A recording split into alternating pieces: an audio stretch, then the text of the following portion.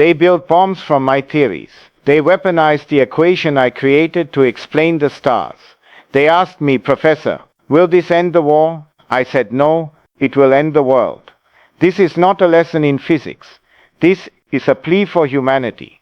If you are listening to this, remember the mind that solves the mysteries of the universe must also carry the burden of protecting it. I was born into a world of empires, but empires do not last. Only ideas do. And the most dangerous idea is that one group is better than another. That was the seed of hatred. That was the birth of war.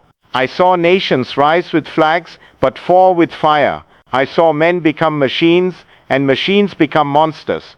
When the First World War came, it crushed illusions. Science did not save us, it sharpened the sword. Progress was not a path forward, it was a weapon turned inward. The same minds that could unlock the atom used it to destroy cities. Is that intelligence or madness?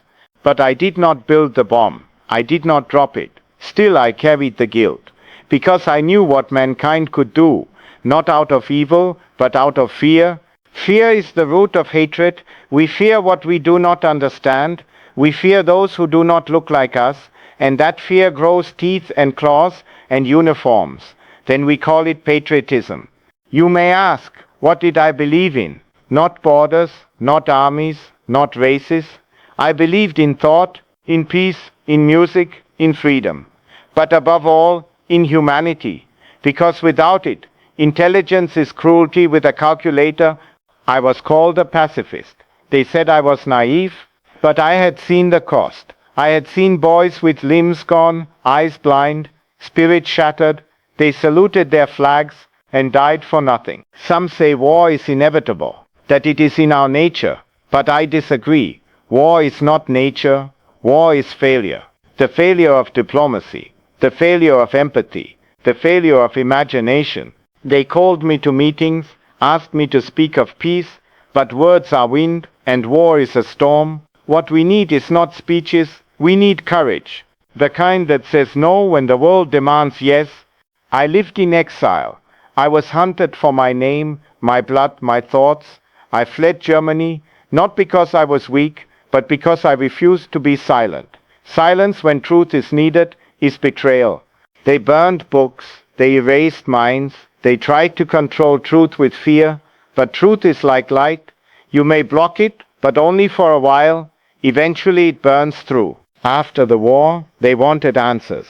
They asked how it could happen. They blamed the leaders, the soldiers, the scientists. But the real enemy was indifference, good people who did nothing while evil marched. I taught students not formulas but responsibility, not just how to think but when to speak, because knowledge without conscience is a loaded gun in a child's hand. I said once, the world is a dangerous place, not because of those who do evil, but because of those who look on and do nothing. That quote was not poetry, it was prophecy. Look around you now. Division, hatred, fear. They are still here in new clothes, new flags, new words. The war never ended. It only changed shape.